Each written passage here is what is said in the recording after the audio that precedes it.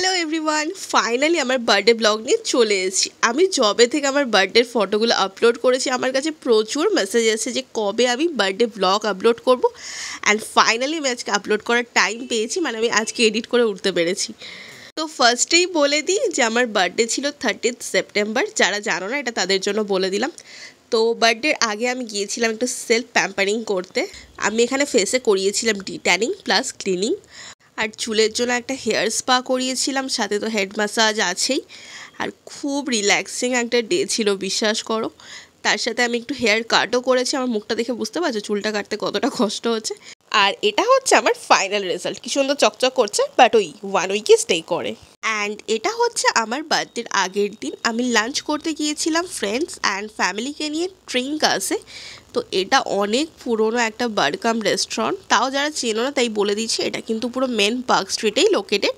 আর সেদিনকে যেহেতু সানডে ছিল তাই রেস্টুরেন্টে কিন্তু ভালোই রাশ ছিল। আমাদেরকে 2 মিনিটস মতো ওয়েট করতে হয়েছে বাইরে। অ্যান্ড এটা হচ্ছে আমার বার্থডে আউটফিট। কেন জানি না, প্রত্যেকবার তো ওয়েস্টার্ন ওয়্যারই পরা হয়, আমার এবার ইচ্ছে করলে কিছু এথনিক ট্রাই করি। আর আমার খুবই হোয়াইট পরতে ইচ্ছা করছিল। তো তোমাদের লিঙ্ক লাগলে বলো, আমি কিন্তু কমেন্টে দিয়ে দেবো। অ্যান্ড এই যে আমার সাথে গিয়েছিল আমার বাবা মা, আর সাথে আমার এই যে 2 বন্ধু। ওদের ছাড়া আমি অ্যাকচুয়ালি কোথাও যাই না, আমার প্রায় প্রত্যেকটা ভ্লগেই তোমরা ওদেরকে দেখতে পাও। তো চলো এবার একটু খাওয়া দাওয়ায় ফোকাস করি। আমরা লাঞ্চে কী কী খেলাম সেটা তোমাদেরকে দেখে। স্টার্টারে ফার্স্টে অর্ডার করেছিলাম এখানকার ফেমাস ড্রামস অফ হেভেনটা। অন্যান্য জায়গার থেকে এখানকার ড্রামস অফ হেভেনটা কিন্তু বেশ আলাদা, তোমরা দেখেই বুঝতে পারবে। এখানকার কিন্তু এটা সিগনেচার ডিশ, তাই গেলে মাস্ট ট্রাই। আর আমার তো ভীষণ ভালো লেগেছে। আমরা এখানে যে পোর্শনটা দেখলে এটা কিন্তু 2টো প্লেটের। অ্যান্ড দেন মেন কোর্সের জন্য অর্ডার করেছিলাম টিক্কা বাটার মশালা, সাথে মশালা কুলচা। দুটোর কম্বিনেশন কিন্তু ফাটাফাটি। এখানকার খাওয়ারের কোয়ান্টিটি কিন্তু প্রচুর। প্রাইস ওয়াইজ আমার খাওয়ারের কোয়ান্টিটি খুবই ভালো লেগেছে। অনেকে বলে হয়তো এখানকার price high, but quantity wise price একদম ঠিকঠাক। অ্যান্ড নেক্সট আমরা নিয়েছিলাম মিক্সড ফ্রাইড রাইস, সাথে হট অ্যান্ড গার্লিক চিকেন। এই কম্বিনেশনটাও ভীষণ ভালো ছিল। তোমরা যারা স্পাইসি খেতে পছন্দ করো তারা এটা ট্রাই করতেই পারো, আমার কিন্তু বেশ ভালো লেগেছে। অ্যান্ড খাওয়া দাওয়া করে তারপর আমরা সন্ধ্যাবেলা চলে যাই কেক কাটার জন্য। আমার অ্যাকচুয়ালি পরের দিন, মানে যেদিনকে আমার বার্থডে ছিল সেদিনকে আমার কাজ পড়ে গিয়েছিলো, টাইম হবে না, তো সেই জন্য আমরা সব কিছুই আগের দিনই করেছি। আর এই দেখো আমি নিজে কেক কেটে নিজেই প্রথমে খেয়ে নিয়েছি, এটাকে বলে সেলফ লাভ। যাই হোক, তারপর সবাইকে খাইয়ে দিলাম অ্যান্ড আমার বার্থডে সেলিব্রেশন এখানেই ডান।